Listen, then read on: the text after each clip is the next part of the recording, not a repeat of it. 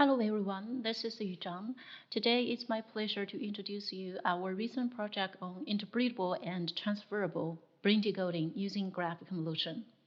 The outline of the talk today includes first a brief introduction of brain decoding, and then what types of the models we have been used in this study, including deep convolutional neural networks and graph convolutional neural networks. And also have applied this model and test them on the HCP task from our dataset.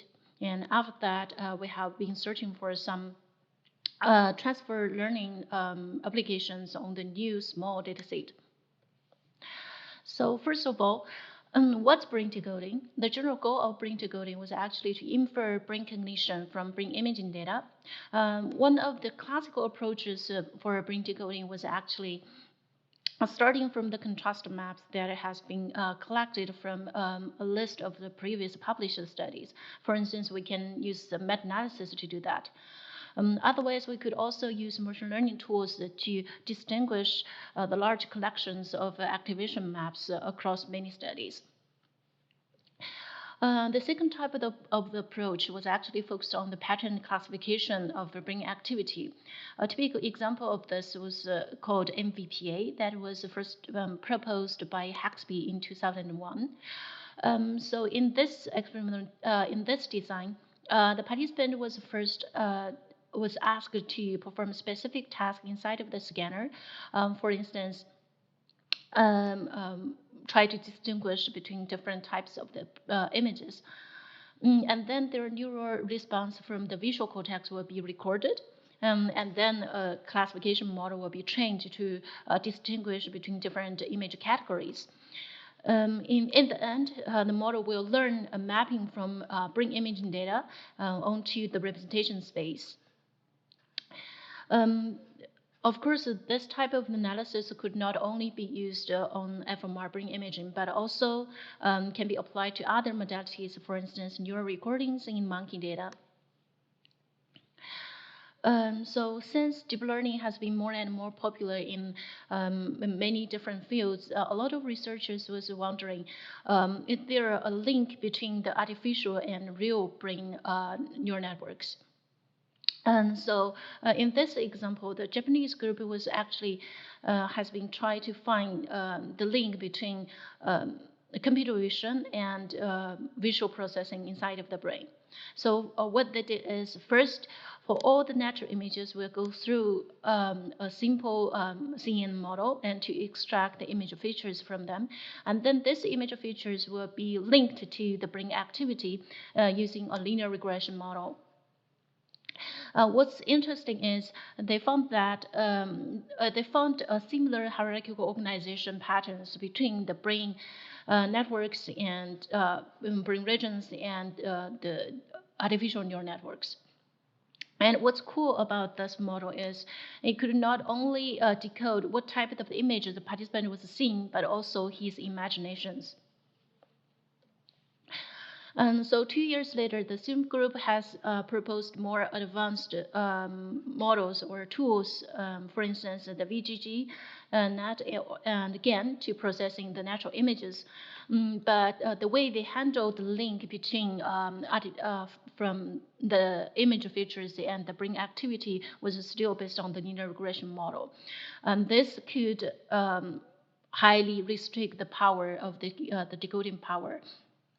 For instance, the restricted image could be very highly blurred, could be blurred between different categories.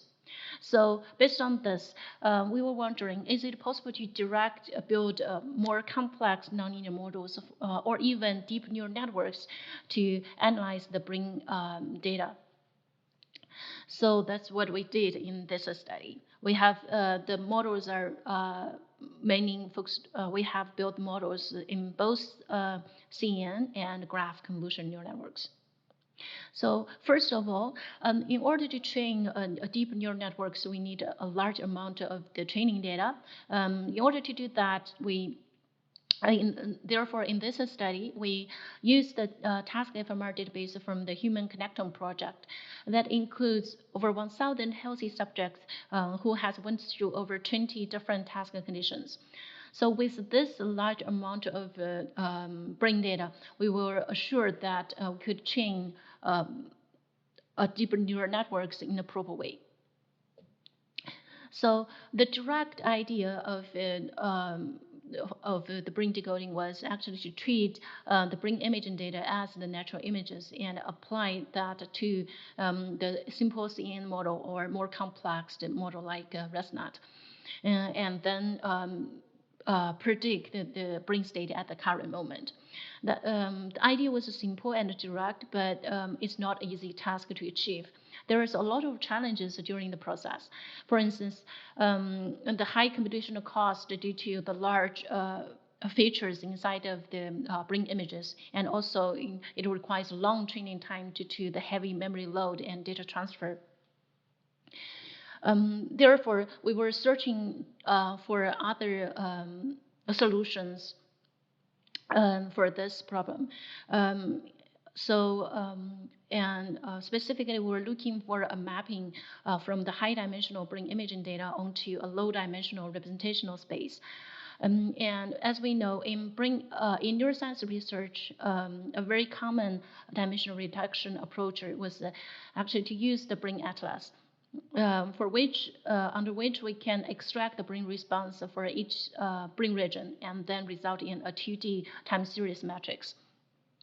So we are actually using this approach in the following study. And we also consider the hierarchical and modular organization of the brain and use it to construct the brain architecture. And based on the brain architecture, we could further use the graph convolutional neural networks for brain decoding. So what's graph convolution? Graph convolution is a general notion of convolution operation in natural images. So on the left, we have the example of how convolution works on natural images. But it's very hard to apply the same operation on graph architecture because we don't have a nice grid structure anymore. The only thing that we could rely on was the adjacency matrix that could indicate the connections between nodes. And so that's what we did here. So we could use the tool called graph Fourier transform and to define the graph convolutions. And based on this tool, we could further build the graph convolutions. So in the literature, currently there is many different variations of a graph convolution that we can use, including the spatial GCN that relies on the graph Laplacian and graph Fourier transform. And also there's many types of approximation that could also be applied, including the ChapNet and first order GCN. That was actually the main model we used in the following study. So next, I will show you the main results we got so far on the HCP task FMR database.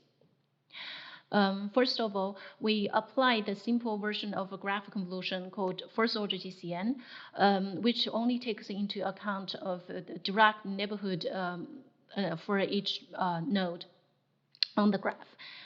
So the pipeline on the left was shown on the left, which requires two inputs, including the brain graph architecture and also the 2D time series generated from fMR data. And then this data will passing through the graph convolution layers and then the fully connected layers, and then using the softmax to predict the task label at the current moment. And it's a very easy, simple architecture, but surprisingly, the model achieved very high decoding performance. For instance, by using 10 seconds of fMR signal, the model can decode the 21 states and achieve the accuracy as high as 19%. On the bottom, we also show you the representations that was learned by the decoding model. And during the training process, we can see the representations gradually segregated between different task conditions.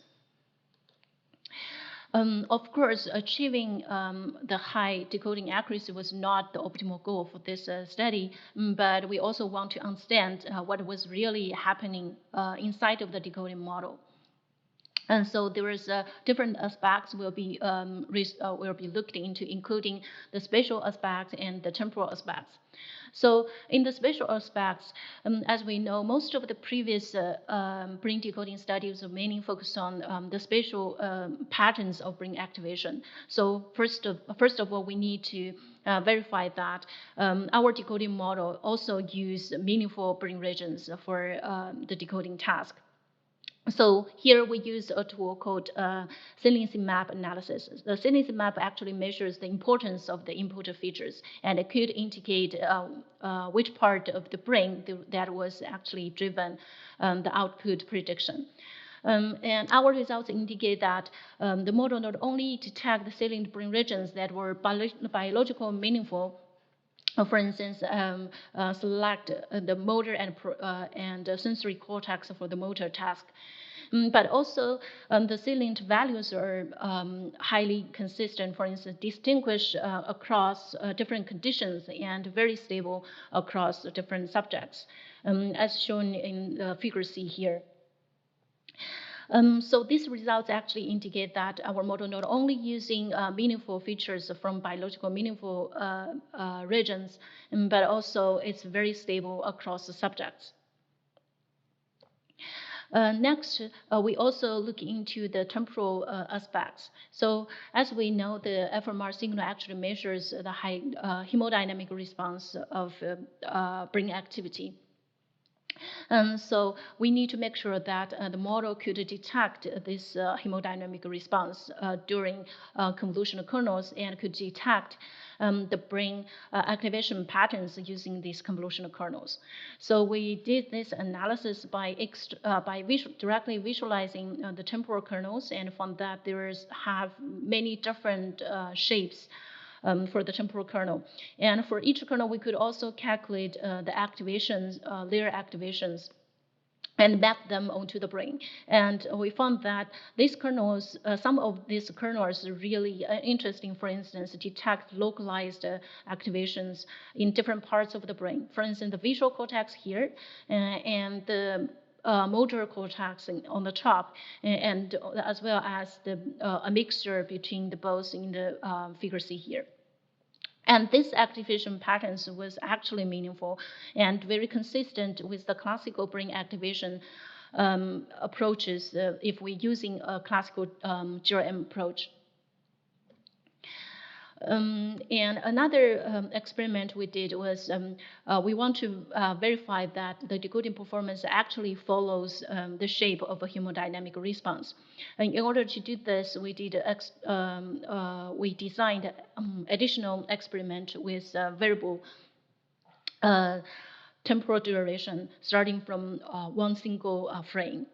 So in here, our results indicate that not only the decoding performance follows the shape of a hemodynamic response, but also if we take into account of the hemodynamic response and only using the data after 6 seconds, the model could reliably detect the cognitive state at each time frame.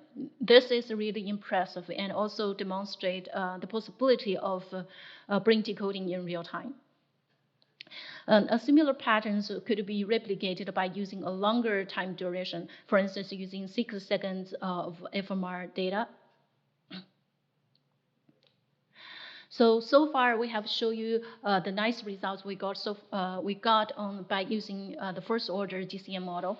But this model only takes into account of the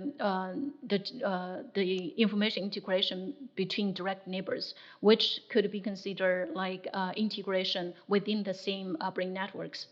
But as we know, the human brain are organized in the highly hierarchical and modular manners.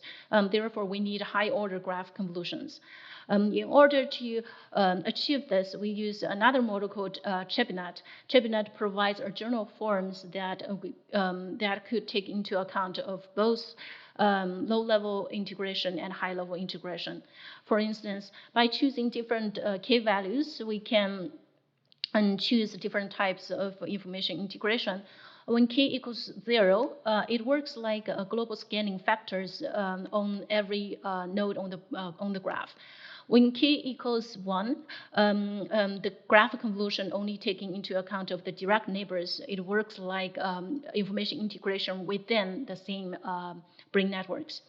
When k was even larger, you could take into account a larger neighborhood size, which was actually simulate the integration not only within the same brain networks, but also among multiple brain networks. So here we first show you the example we got by using k equals 5 on the functional graph. And showed that the decoding accuracy could be improved until 93%. Here we only show you the results by averaging within each cognitive domain. The decoding accuracy on each cognitive domain is already very, very high, like almost reaching 19%. But if we are allowed to use a much longer duration, for instance, using 20 seconds for working memory task, this decoding performance can be even higher. For instance, most of the cognitive domains can reach above 95%. But within the ChipNet architecture, there is many important factors that could impact the decoding performance, including the choice of different k orders and the choice of different brain graphs. So first of all, we showed that we were able to show that the high order convolution, the high order graph convolution outperformed the first order GCM model on all different choices of the brain graphs, as shown in the figure. This is interesting, but what's more interesting is the impact of the k order was not uniformly distributed across the cognitive domains, but there are some specific cases. For instance, for the motor task, the k order almost has no effect, which means like the decoding performance didn't change if we change k. But for working memory task, it shows very different cases, for the decoding performance gradually increase as we increase k. So why this happened? Our assumption is that for the highly localized brain function, the high order model could capture very redundant representations in the model. But for the high order and multi-domain cognitive functions, the first order model was not enough because it lacks of high order interactions of brain activity. So in order to verify our assumption, we did a similarity analysis by using a tool called CKA. So CKA actually identified the correspondence of graph representations between different layers and also between different neural networks. It has been shown as a great powerful tool to study the architecture of neural networks. For instance, identify redundancy, to identify the redundancy in the neural representations at different depths with different depths. So in our case, we started with the motor task and found that if we're using a K5 model as shown in the middle, the neural networks learned very redundant features, especially among the hidden layers, in the middle layers. But when we choose to use a lower order, the low order model, for instance, the K1 model, this redundancy was highly reduced. When we compared this K1 model with the K5 model or the high order model, we found that the decoding, the K1 model could capture the low level features as well as the high level features to some degree, but it learns very different hidden representations in the middle. And also, we also plotted the training process and try to show that the representations learned in the final GCN layers could successfully or gradually distinguish between different task conditions, and the convolution and the speed of information convergence is very high. and the model already converged before 20 epoch. And we also studied the working memory task, and which showed very different pattern, like the decoding accuracy can gradually increase as we increase K. And here at this time, we found that the K5 model, there is much less redundancy in the K5 model, and the K1 model doesn't work well with the gap between different DCN layers. And also, by comparing the K1 model with the K5 model, we found that the K1 model only captured the low-level features, some of the hidden features in the middle layers, but not the high-order representations in the end. This might explain why the K1 model didn't work as well as the K5 model. And also, we plotted the representation learning during the training process, and found that on the working memory task, the convergence speed is much slower compared to the motor task. But in the end, the model can distinguish between different task conditions. Speak of the convergence speed, we calculate, we propose a quantitative way to evaluate the effect size at each DCN layer. And so if these measures was actually characterize how the representations are distinguished between different conditions. And our results indicate that for the motor task, which was highly segregated, highly localized and segregated brain function, it only required the shallow GCN with optimal setting with 3 GCN layers. But for working memory task, which requires a lot of information integration among multiple different cognitive domains, it requires a very deep DCN layers, and the effect size can gradually increase until the 6 layers, and it indicates that the working memory task requires the deep DCN layers with at least 6 layers. So far it was about the effect of the K orders. There is another main effect was how we construct the brain graph. So inside of the brain graph, there were the first thing is how we calculate the brain connectivity. So in here, we did a multimodal connectivity analysis derived from the diffusion MR, the resting state function MR, and as well as the structural MR. And we found that on each brain graph, the information propagation speed was different. And there is a main 4 different types of the graph used in this study, including a spatial graph that only takes into account of a spatial adjacency on the cortical surface, and the diffusion graph that was derived from the diffusion tractography, and the functional graph that was calculated by resting state functional connectivity, and the structural graph that calculates the correlation of cortical thickness across subjects. And consistent with our information propagation speed theory, we also found that the functional graph achieved the highest decoding performance, followed by the anatomic graph, and then the spatial graph and structural graph. But we also found that there is a clear interaction between the choice of the K order and the different choice of the brain architecture.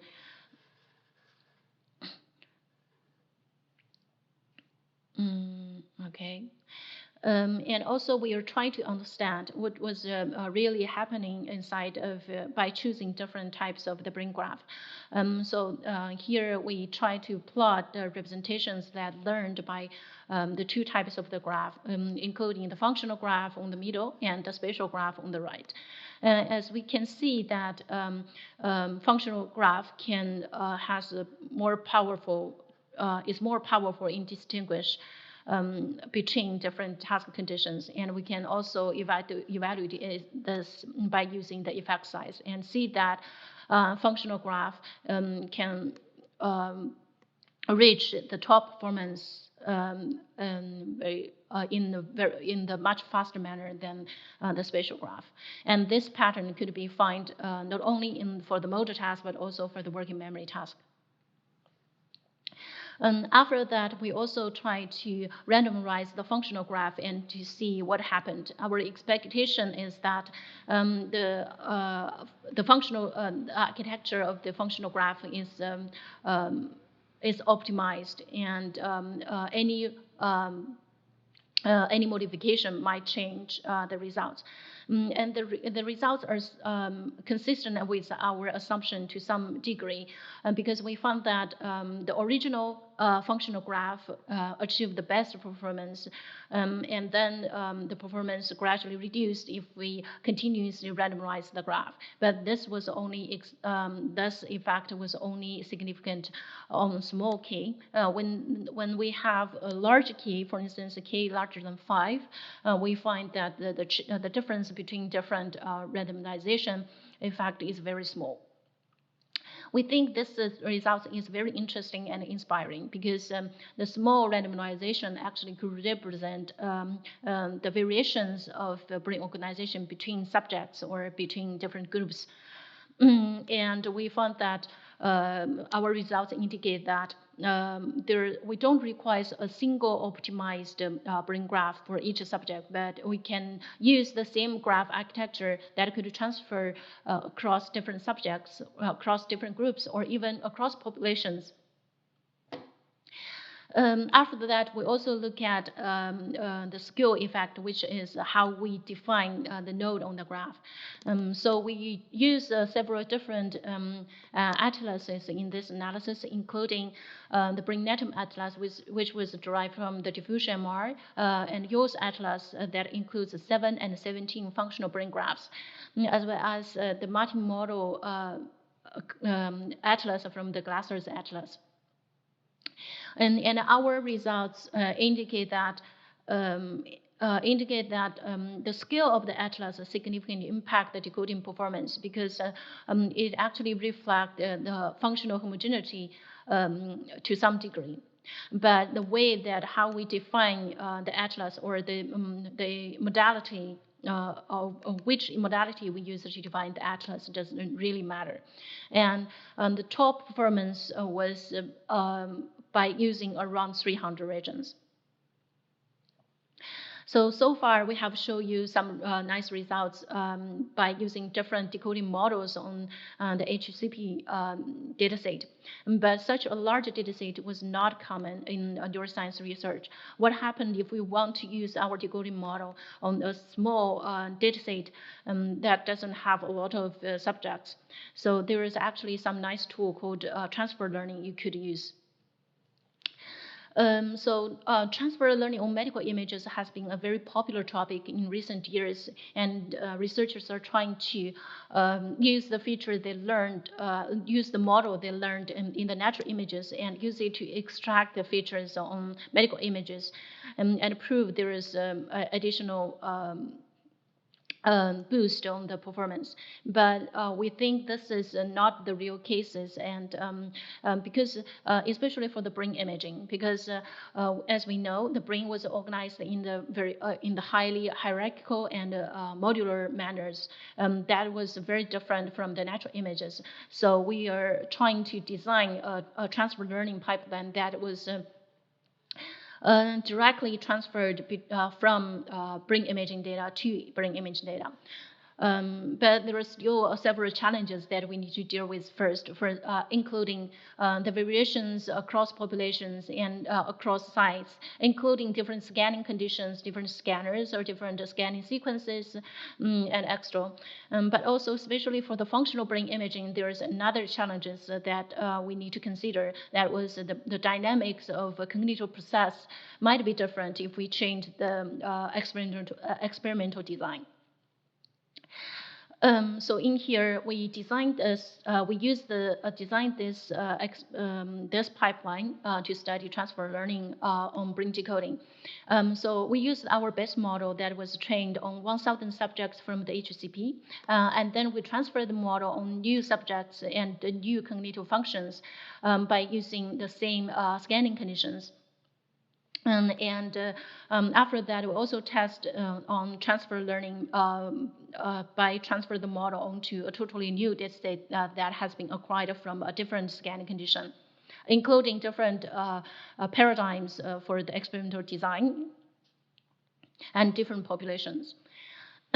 So first of all, let's introduce to you the base model. So there is basically two types of the base model used for in this transfer learning study, including a single domain decoder and a multi-domain decoder. And the difference between them is the single domain decoder only consider the imaging data from the same domain, for instance, body movements. But multi-domain decoder it takes into account all available imaging data so far. And so the multi-domain decoder aims not only to distinguish brain states within the same domain, but also minimize the similarity across domains. So therefore, even though we might find similar decoding performance between the two models, but the representation they learned could be very different. And so we use these two models to study the following transfer learning cases. Now, the first transfer learning case was relatively simple by transfer the model onto new cases, but the data was scanned using the same scanning condition. Among which the most simple cases was actually transfer the model onto new subjects. So here we choose three different sample size, including 12 subjects, 24 subjects, and 33 subjects. And found that the feature transfers can significantly improve the decoding performance. For instance, there is a 20% of improvement for the 12 subjects, 8% of improvement for the 24 subjects, and extra. And also, our model showed that fine-tuning in this case didn't show additional improvement, and it may even cause overfitting. And moreover, we also studied a more complex case. That is a transfer between different cognitive domains. So in here, there is two types of base model that was used. One is the single domain decoder. One is the multimodal decoding. And so first, we tested this pipeline on the motor task and found that for motor task, the single domain always outperformed the multi-domain decoder. And the best performance was achieved by directly feature transfer from the base model.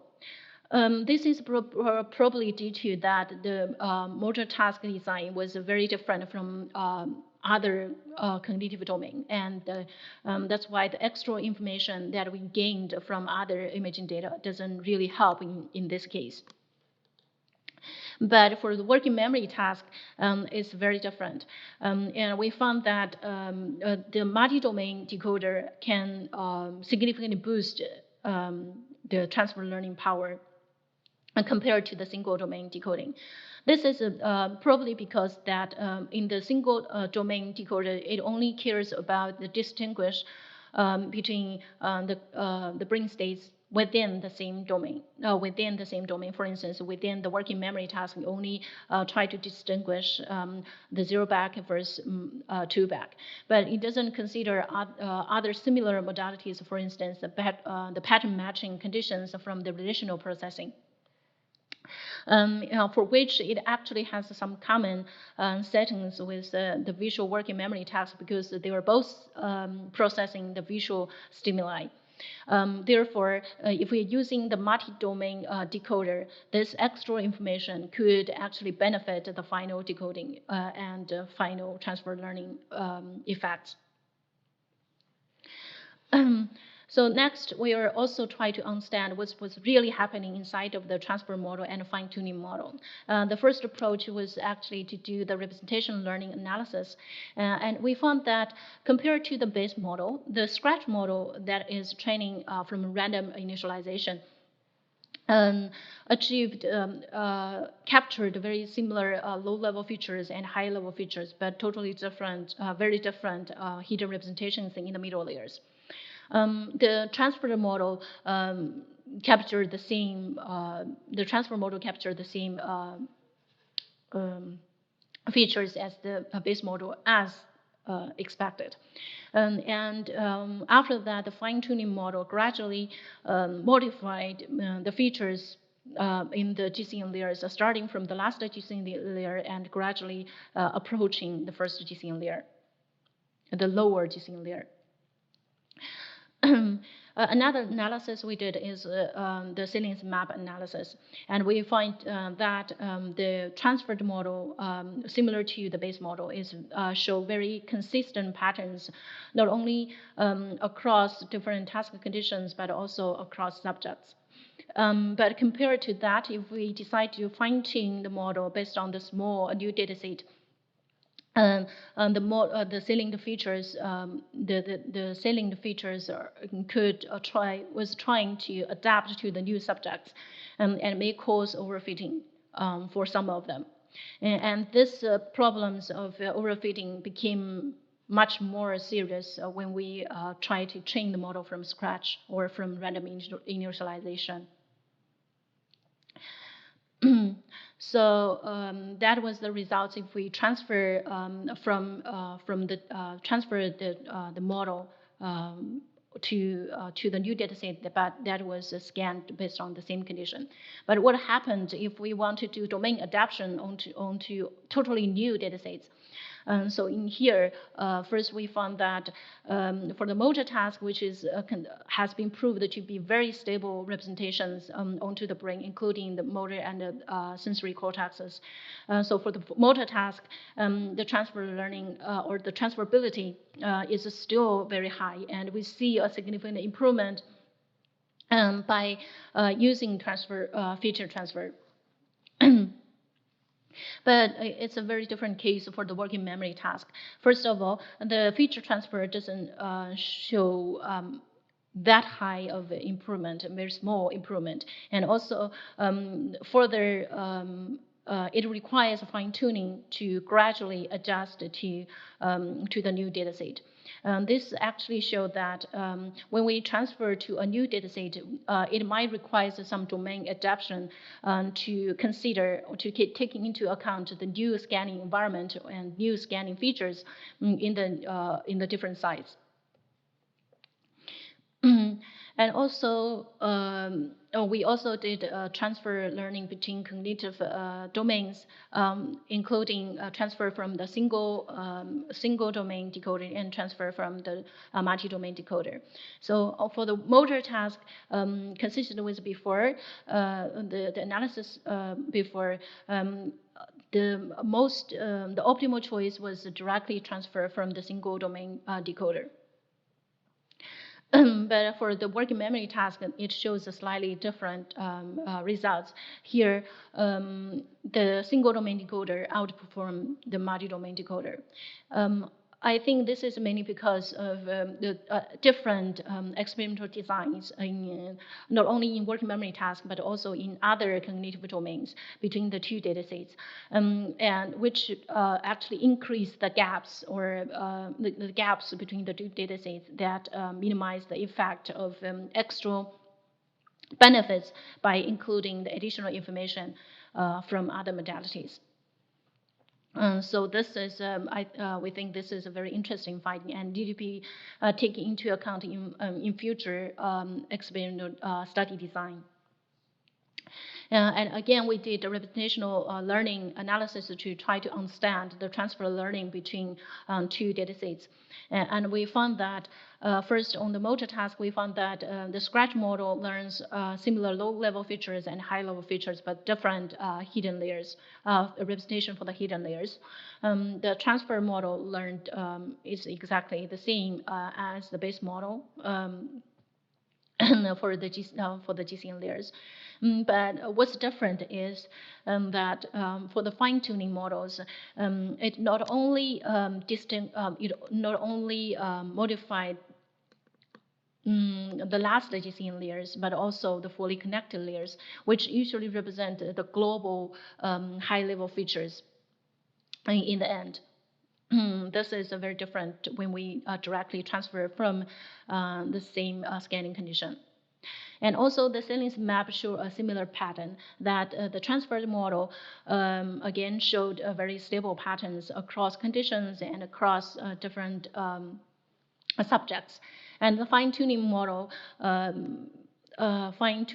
start to show more severe overfitting effect by adapting the model to the new scanning environment and to the new subjects. And this overfitting issue becomes more severe when we try to train the model directly from scratch. Okay, that was all of our results so far. So in this presentation, I was trying to persuade you that GCN is a powerful tool that helps you to analyze your brain data, and it could also bridge between the neuroscience research and deep learning techniques. But there are some key elements that you need to take into account before you approaching GCN. First is how you define your graph convolution, because it actually represents the information integration not only within the networks or even between or among multiple brain networks. And also how large of the kernel size you choose, for instance, the key orders in ChapNet, because it actually represents the propagation rate or the neighborhood size on the brain architecture. And last, how you define your graph architecture, including the brain connectivity and brain atlases. Because this appropriate design of the graph architecture could actually accelerate the propagation speed on the graph. So this is this three element is very important when we're using GCN. And based on our experimental design, the current optimal choice is using the K5 model on the functional graph with around 300 brain regions. In the future, we would like to see more and more applications of GCN on other neuroscience research. For instance, speech generation, study the speech generation and the language processing in the brain, and link that with the NLP in artificial intelligence. And that's all of my talk today, and thank you for your attention. Stay tuned for the NeuroMod talk tomorrow. Bye-bye.